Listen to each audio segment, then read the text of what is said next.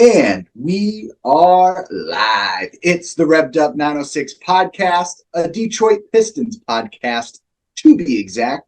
And I'm Hudson. And I'm Ryan. And before we get into today's episode, a couple housekeeping things. We have gone up and over 100 subscribers, so we appreciate you guys for smashing that subscribe button. So if you're new to the channel, make sure to smash that subscribe button because we are bringing you all kinds of Detroit Pistons content as we are in the depths of the off season. We are bringing you all kinds of different topics, and we are excited to do so, and we want to keep doing it. So make sure to subscribe. Also, we usually have a beautiful studio. I know you guys are probably missing it. We miss it too, but due to some personal life issues, we have to be apart and be on Zoom. So just know that we will be back in the studio eventually, just not quite yet. More than likely next week's episode, we will be back and in the flesh and talking about the Detroit Pistons. So just know, be patient with us and know that we will be back to the studio very, very soon. Without further ado, let's get into episode number 33. This week, we will be addressing 4 things the Detroit Pistons coaching staff, Monty Williams and co, have to address with the Detroit Pistons in this year's summer camp and also this upcoming season for the Pistons to succeed. These are 4 things the coaching staff needs to address. So me and Ryan will both choose 2 things. So we'll start off with Ryan. Ryan, obviously there's a whole new coaching staff. Guys like Jarrett Jack. I guess Jarrett Jack might not be confirmed yet, but Steven Silas, Monty Williams, John Beilein, Rashard Lewis are some of these guys that are going to be working with the Detroit Pistons. What is one of the things of utmost importance that the coaching staff needs to address with our young team? So I think obviously defense is a top tier one. I think offensive efficiency is good. I think chemistry is a big one. But I really think you got to start out with the development of our bigs, because you have James Wiseman, who was a top 2 pick, one of the more up-and-coming top-tier prospects that the league has seen in a while, but hasn't panned out to be anything special. And that comes due to development and not getting playing time, and then also being injured a lot. And he just didn't get that opportunity in Golden State. But now he has that opportunity in Detroit. We saw in 20 games how efficient and effective he was. And that's a good signs for years to come, hopefully. And then obviously Jalen Duren had an amazing season. Monty Williams recently said he has a chance to be a superstar in this league, and that's already high praise. So based off that, when you add a developmental big man coach in Mark Bryant, who's worked with DeMontis Sabonis, DeAndre Ayton, and et cetera, in terms of big men in this league, he's known as the big men doctor, essentially. Like these guys, James Wiseman, Jalen Duren, they're going to get the right treatment. And then somebody who isn't getting talked about as much, Spencer Rivers, that is Doc Rivers' son. He was added to this year's coaching staff. Monty brings him in. He is a developmental coach. He was with the 76ers from 2020 till this year. And he was a key reason why Joel Embiid took that step from being a top-tier center to being an MVP center. And so when you look at the development of Joel Embiid and what he did in 3 seasons, his playing and his everything really just grew. He took a whole new jump every single season, and that's a key part of Spencer Rivers. And so when you have Spencer Rivers, who is a developmental big man coach, but played guard, it's weird. But you have him, and then you have Mark Bryant, who's worked closely with a lot of top-tier bigs in the league, played 16 years in the NBA, first-round draft pick. He was a big man himself, worked with the Dallas Mavericks as an assistant from 04 and 05, Orlando 2005 to 2007, and then the Seattle Supersonics, Oklahoma City Thunder from 2007 to 2019, and then has been in Phoenix with Monty. These guys know how to develop bigs, and I think the development of our bigs is going to be a crucial next step into unlocking our offense. So, to summarize, number 1, one-on-one time with coaches and players, especially our centers. I love that point. That's a great point. Number two, I'm going to take over for number two. We need to get stops in the fourth quarter. We had Revved Up recaps this last season. So after every game, we were hopping on Zoom talking about it. And it was so frequent where the Detroit Pistons were able to keep up with most NBA teams. But then that fourth quarter came around and the Pistons defense would fall apart. Our offense was okay. We would get 20-ish points a quarter, especially in the fourth quarter. That's crucial. But our defense could not get stops. The Pistons are third to last in the NBA when it comes to points allowed in the fourth quarter. They allowed, on average, 28.3 points in the fourth quarter this last season. That's third worst to the Utah Jazz and the San Antonio Spurs. And the Spurs averaged, for reference, 30 points. So it's really close in that last couple of spots. But the Pistons need to address that in practice. I'm not sure how you address that. If you address it in the way of just making sure the guys are running the gym, making sure that, their bodies are right so they can play all four quarters, or if there are some specific schemes that Monty Williams can put in place on what the defense does, whether it's a 2-3, whether it's a 1-3-1, whatever it is. I think Monty is a kind of guy that his IQ is big enough to address something like this. And hopefully he's a little bit more locked in than what Wayne Casey was at times this season. But I know for sure that this Pistons team, coming off a 17-win season, they could have had 25, 30, 35 wins if they just buckled down and played tough defense in the fourth quarter. Yeah, I think this year is just an example of too many injuries and giving up. I really think that's what it is. If all our guys were healthy, and we didn't give up as much. And then obviously we knew how to play in the fourth quarter, didn't foul a ton, didn't turn the ball over a lot. I think we would have been at least a 30-win team. There's no doubt about it. I think we have the talent to do so. And I think when you add in Steven Silas, who is a very analytical coach, and you add in Monty Williams, who has a huge basketball IQ, not just as a coach, but as a former player himself. And then you add in guys like Jarrett Jack, former player, Mark Bryant, former player. All these Spencer Rivers played basketball in college. Jamel McMillan, who is Nate McMillan's son, has experience in the college level that we've brought in. And so, all these guys have the experience and the intangibles to really showcase that we aren't just a three-quarter team. We can play all four quarters. All these guys have a vast amount of experience that can teach every single one of our players on our roster how to play the game of basketball. Not saying that they don't know how already, but how to truly play at the top tier level of talent that you can play at. Because when you have Jarrett Jack, who played 13 years in the league, first round pick, one of the better role player point guards in the NBA. Obviously, he's going to be a key part in this with our guards. And obviously, Steven Silas, his dad, rest in peace, one of the better NBA coaches of all time. And Mark Bryant and just the big men group and just everybody in general. Dan Burke, we added in too. I don't know if you know too much about him, but he started coaching in 1989 with the Trailblazers, and he's been in the NBA since. He was with the Trailblazers from 89 to 97, and then with the Pacers from 97 to 2020. So 1997 to 2020. So he stays committed if he's going in. And that's what I like, because all these guys, they didn't just jump ship right away. They stayed true to their team, and they helped these teams take the next step. And that's what I really appreciate with Monty's approach this upcoming offseason. Something that needs to be addressed too when talking about our defense is, from the coaching staff perspective, we have the bones on our roster.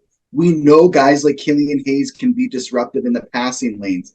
Jaden Ivey will bring that energy on the defensive side. We got the length with Jalen Duren, James Wiseman. So it's we know what we have. We just need to get them to act as a cohesive unit on the defensive side. And once they start to kind of figure out those little intricacies after having guys like Steven Silas, Dan Burke, Jamal McMillan, and Monty Williams in there working with these guys. I think the bones are there. Now we just need to make it all nice and pretty and make sure that everything is just tight and that defense is going to come along slowly, but it for sure has to be addressed in this year's off season and this upcoming season. So to summarize, number one, we need one-on-one coaching with coaches and players, especially our centers. Two, our defense needs to buckle up in the final stretches of games. Ryan, give us number three. What are you thinking for number three? So I think our chemistry is the big number three in this. We lacked chemistry consistently in almost every single game this season.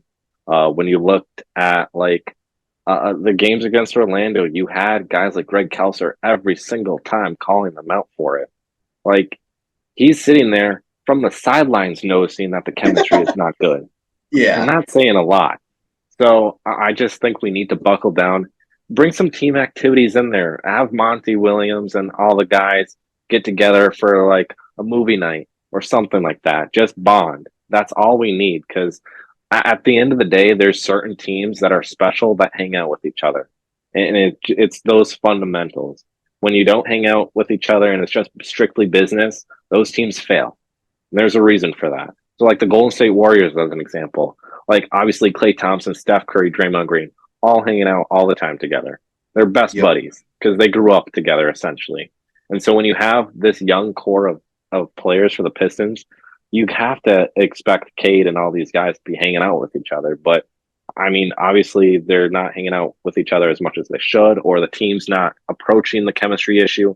I think it was just more of the season we kind of gave up. And that's the big reason why, because our lineups did not change that much. Right. The most it changed was we saw Ronnie McGruder play 10, 12 games for us. We saw Isaiah Livers not play majority of the season, and all of a sudden he comes in. We saw Jared Roden play like 12 games and suck. And then we saw Buddy Boeheim with the same result. So it's like you barely saw any changes to the lineups this year. And it was majority of the same rotation all year long, and yet the chemistry wasn't there. So I think the big thing this offseason is that we need to bring this team together, and I think Monty is the right guy to do it. Yeah, I mean, and a great sign of it moving in the right direction, chemistry-wise, is all the guys showing up to his press conference. So it's like that's a really good precursor to see, like, oh, they're in Detroit. And, oh, Troy Weaver makes mention of them being in the practice facility right when the season ended and grinding. So it's like there's a lot of these things that we are seeing and hearing in the media that are good signs, but really it takes that extra step. You know, I was actually just watching a video on Instagram of Chris Paul talking about after his stint with the Clippers.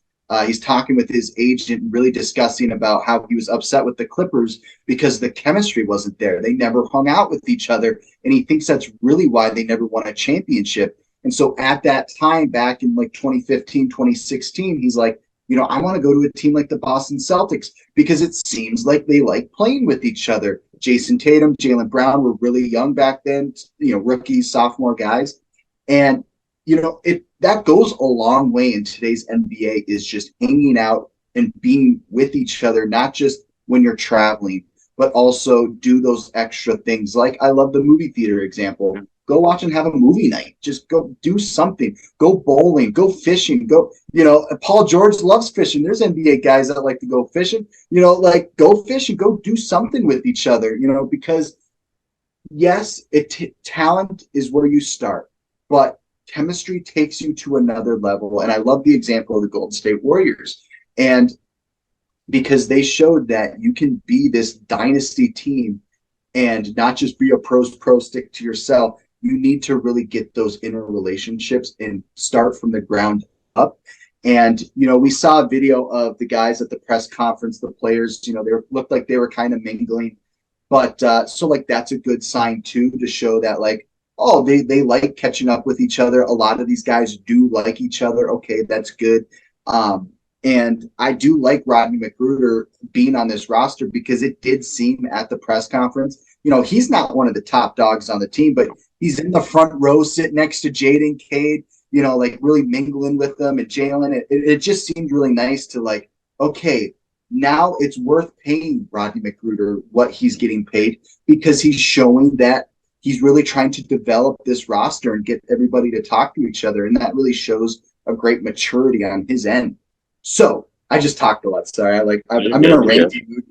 So to recap, the first three things the coaching staff needs to address with the Pistons is number one-on-one coaching time with coaches and players. 2, defensive stops in the fourth quarter. And 3, work on that chemistry and make sure to do stuff together and build these friendships because that's what it's going to take if we want the Detroit Pistons to be a dynasty team with multiple championships. Number 4, let me get into it. I'm ready. I'm excited to see what you think about this because you were there doing the recaps with me. Ball movement. It needs to be addressed because there were so many times this last season, where our offense became so stagnant because there was no ball movement, nobody moving with a purpose, and the ball movement didn't have a purpose. It was just kind of like, oh, let's see if Isaiah Livers can do something. Let's see if Bojan can make a 3 here. Let's see if we can get the ball to Jalen Duren. And when guys like Eugene Amarui late in the season got involved with our offense, we actually saw better ball movement because Eugene was a guy that was always doing something with a purpose. So the Pistons averaged each game, I think it was a little bit more than this at times, but they averaged 15 turnovers. It seemed like there was a lot of time when we were doing recaps and there was 23 turnovers. Yeah. Like it was not uncommon. So I think that they need to help that work on that efficiency with the passing.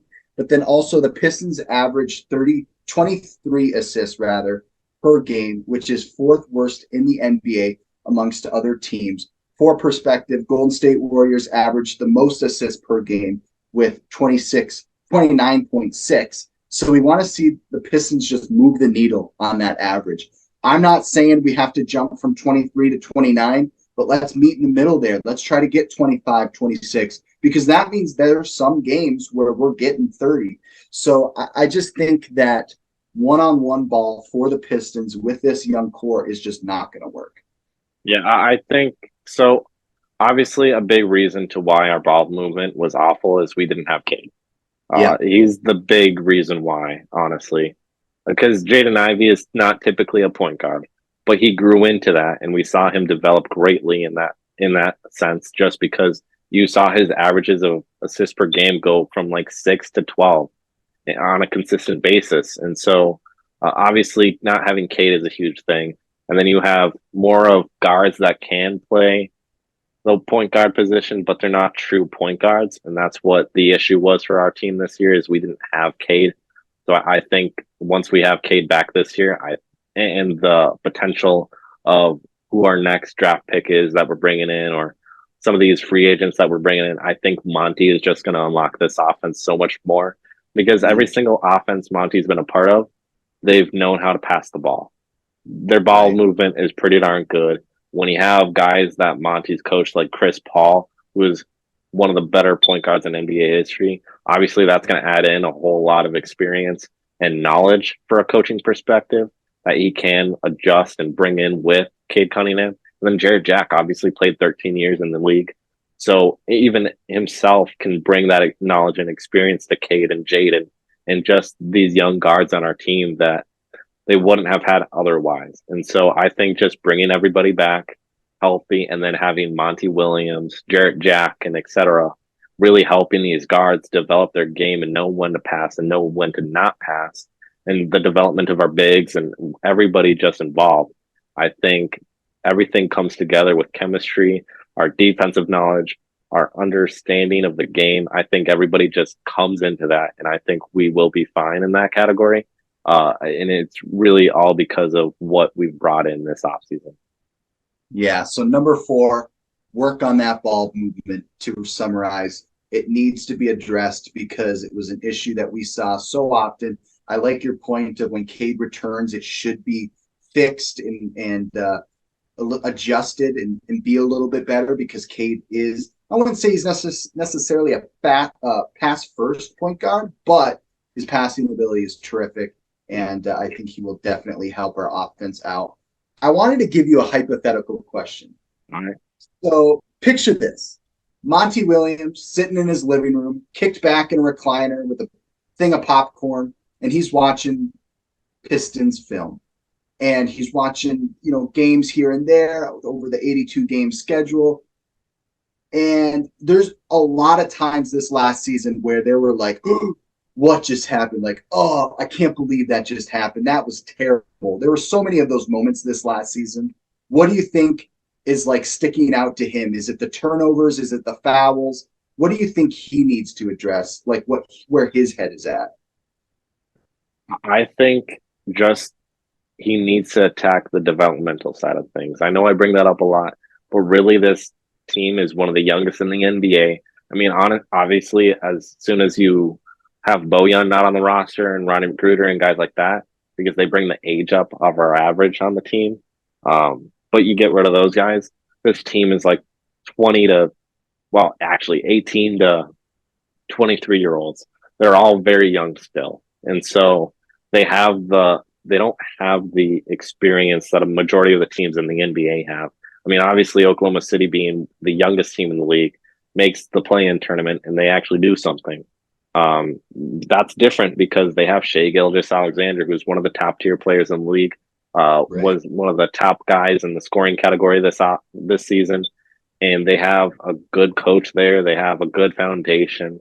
They have more coaching experience that they can shift into that team that we didn't have this past season. We didn't have a very good, great coaching staff. Obviously, I love Dwayne Casey, one of the better coaches in Pistons history. Obviously, he's not better than Chuck Daly, Larry Brown, or even Rick Carlisle and Flip Saunders. He's not as good as them, but he's still one of those good coaches that we've been lucky enough to have. He is better than Stan Van Gundy, though. That's not even a debate. Stan Van Gundy is one of the worst Pistons. Actually, he is the worst Pistons coach ever. But that's not the point. The point is Maurice Cheeks was pretty bad. But the point is we haven't had the vast knowledge and experience our new coaching staff has had in a very long time. The last time we had that was really Rick Carlisle. If not Rick Carlisle, Larry Brown. And if not Larry Brown, obviously Chuck Daly. So we haven't had this vast knowledge of coaching experience in a very long time. And that's why a bunch of our teams have failed. Because, think about it. When we had Andre Drummond, obviously he was one of the better centers in the NBA. But he didn't take that next jump that he could have taken. And that's just because we didn't have the right coaching staff around him. And then Stan Van Gundy tried to take the Blake approach to things and adding a superstar, which Blake has never been a superstar, but he's just a dunker. But you add in Blake Griffin to the mix, and you have two good bigs in the league, obviously, but you still didn't have that coaching experience there. And that's what has lacked from time to time historically for our team and franchise as a whole. And so now that we're finally getting these foundational stepping blocks of coaches in here that have the experience and have the knowledge that they can just give off to our team, I think we're going to be better for it. I just imagine Monty Williams sitting in his recliner, eating some popcorn, and just watching these segments of Killian Hayes on two defensive possessions in a row, just totally tackling somebody. That's all I can imagine. And Monty in his head being like, oh, I got a lot of work to do. This is going to be tough. What am I going to do? How do I fix that? That's just what I imagine, just because it's there was times this season where we're watching and we're like, dude, what did we just see? I couldn't even made that up, just totally. Or how many air balls Killian had. Where they didn't even hit the net. Yeah, he'd be throwing up a floater on the free throw line and just not even barely touch air. Yeah, so many moments like that. Or Bojan. I mean, hopefully we won't have to deal with Bojan this season, or Monty won't have to deal with him. But there was times with Bojan too where you're just why are you throwing up that shot? Stop doing this. Or you're being a ball hog the entire game. I know, yeah. So taking 30 shots. So that will, to recap this week's episode, The 4 things the Detroit Pistons coaching staff has to address with our team is 1, we need one-on-one coaching with coaches and players, especially our big men. 2, we need to get stops in the fourth quarter and in the stretch of final games because we need to get more wins this season. 3, our team chemistry has to step it up. And 4, ball movement is so crucial in succeeding in today's NBA, and the Pistons fell short of that last season. So we need to see a step up this upcoming season in the ball movement department. That will do it for episode number 33. Thank you guys for viewing and watching. Make sure to like and subscribe. Also, shout out Grind Clothing Co. They're the jam. They have hats that are very similar to this as what I wore in this week's episode. You can find the link to their merch in the description of this video and in our YouTube bio. And we also have other Revved Up merch there in those links. So make sure to go check that out and rep your Revved Up favorite Detroit Pistons podcast while you're out and about at the library, getting the groceries, shooting hoops. Make sure to rep your favorite Detroit Pistons podcast. We will see you guys in the next episode. Peace.